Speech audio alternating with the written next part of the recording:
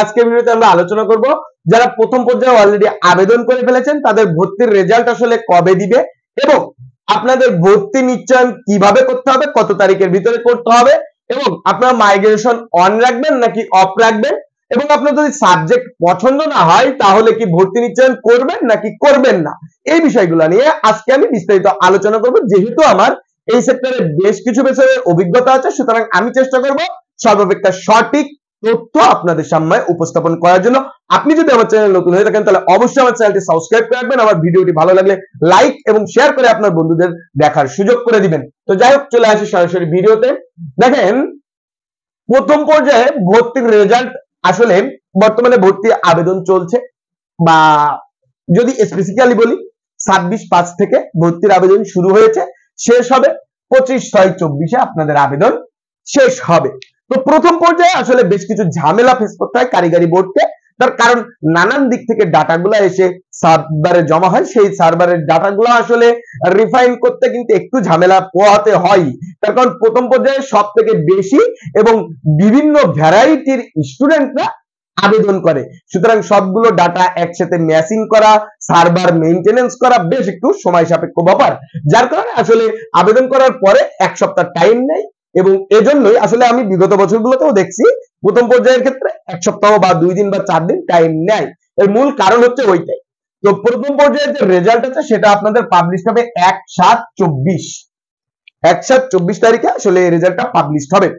যখনই result publish হবে আপনাদের কিন্তু আর বসে থাকার বিন্দুমাত্র সুযোগ নাই, সাথে সাথে চেষ্টা করবেন আপনাদের যে নিশ্চয়ন ফি আছে সেই নিশ্চয়ন ফিটা দিয়ে নিশ্চয়ন করে ফেলার। তো আপনার জন্য আসলে বেশ কিছুদিন সুযোগ আছে, 1/7 থেকে 5/7 পর্যন্ত সুযোগ আছে। তারপরেও যদি কেউ ভর্তি নিশ্চয়ন করার অর্থ জোগাড় করতে না পারেন অবশ্যই আমাকে নক দিবেন, আমি চেষ্টা করব সর্বোচ্চ 50 জন স্টুডেন্টকে আসলে ভর্তি নিশ্চয়ন করে দেওয়ার জন্য।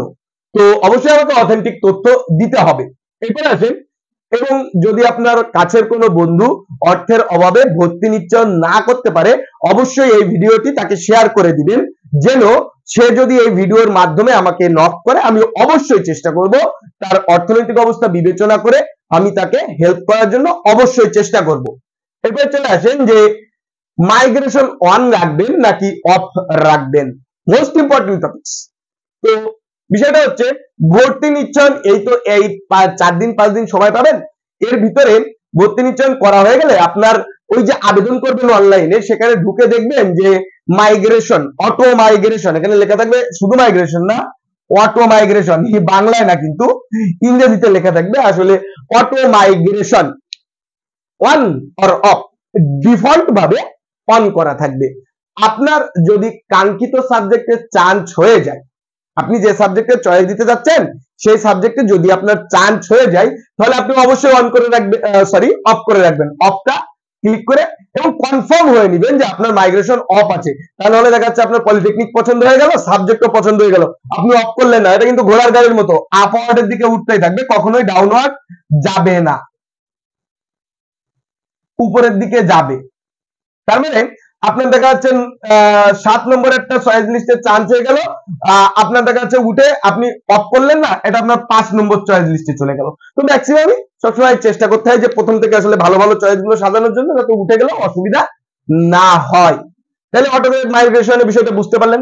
এরপর আসেন, সাবজেক্ট পছন্দ না হলে ভর্তি নিশ্চয়ন করব নাকি করব না, এটা মোস্ট ওয়ান্টেড প্রশ্ন, কারণ অনেক স্টুডেন্ট আসলে বোঝেন না যে আসলে আপনার যদি সাবজেক্ট পছন্দ না হয় তাহলে আপনি ভর্তি নিশ্চয়ন করবেন নাকি করবেন না। এর মূল কারণ হচ্ছে অনেকে রিস্ক নিতে চায় যে আমি সেকেন্ড টাইম অ্যাপ্লাই করব। তো দেখেন, আসলে আপনি সেকেন্ড টাইম অ্যাপ্লাই করেন আর না করেন আপনার কিন্তু সেকেন্ড টাইমে চান্স পাওয়ার সম্ভাবনা খুবই কম। যে সেকেন্ড টাইমে অ্যাপ্লাই করবে সেও যে প্রসেসে আগাবে, আপনি ফার্স্ট টাইমে অ্যাপ্লাই করে যদি ওয়েটিং এ থাকেন তাহলে কিন্তু আরো মানে ভালো পর্যায়ে যাবেন। এখন বিষয় হচ্ছে আপনি যদি ভর্তি নিশ্চয় না করেন আপনার কিন্তু আবেদন বাতিল, আপনি ওয়েটিং এ থাকবেন না, মানে ভর্তি নিশ্চয় না করলে বাতিল, আপনার আবেদন বাতিল বলে গণ্য হবে। দেন আপনাকে কি সেকেন্ড টাইম অ্যাপ্লাই করতে হবে, অ্যাপ্লাই না করলে কিন্তু আর কোনো সুযোগ নাই। তো আছে বলতে 3 নম্বর পর্যায়ে আছে, মানে দ্বিতীয় পর্যায়ে আপনার কিন্তু কোনো সুযোগ নাই। সুতরাং নিশ্চয়ন অবশ্যই করবেন। যদি আপনার সাবজেক্ট পছন্দ না হয় তাহলে কি করবেন, জাস্ট অটো মাইগ্রেশন অন অথবা অফ রাখবেন, আপনার ওই পছন্দ অনুযায়ী কাজ করতে করতে উপরের দিকে উঠবে। আশা করি বিষয়টা বুঝতে পেরেছেন। সুতরাং অবশ্যই অবশ্যই আপনি ভর্তি নিশ্চয়ন করে ফেলবেন, এবং যদি মনে করেন যে আপনি ভর্তি নিশ্চয়ন করবেন না, তাহলে আমি বলবো আপনি বোকার স্বর্গে বাস করছেন। কারণ কি, ভর্তি নিশ্চয়ন যদি আপনি নাই করেন সেক্ষেত্রে আপনার আবেদনটাই বাতিল। দেখা যাচ্ছে পরবর্তী পর্যায়ে অর্থাৎ দ্বিতীয় ধাপে কিন্তু সিট সংখ্যা অনেক কম থাকে। দেখা যাচ্ছে 43,000 সিটের ভিতরে আপনার প্রায় 30,000 মতো 28-30,000 সিট ফার্স্ট টাইমে ফিল আপ হয়ে যায়। আর তাহলে দ্বিতীয় পর্যায়ে যখন আপনি আবেদন করবেন তাহলে 10-15,000 সিটে আপনার কিভাবে চান্স হবে, আপনি এটা কি করে ভেবে নিলেন? তো সুতরাং সবসময় চেষ্টা করবেন ভর্তিটা নিশ্চয়ন করার জন্য। তো যাই হোক, এই ছিল আজকের মতো। আশা করি সবাই বিষয়গুলো বুঝতে পেরেছেন। ধন্যবাদ, ভালো থাকবেন, সুস্থ থাকবেন।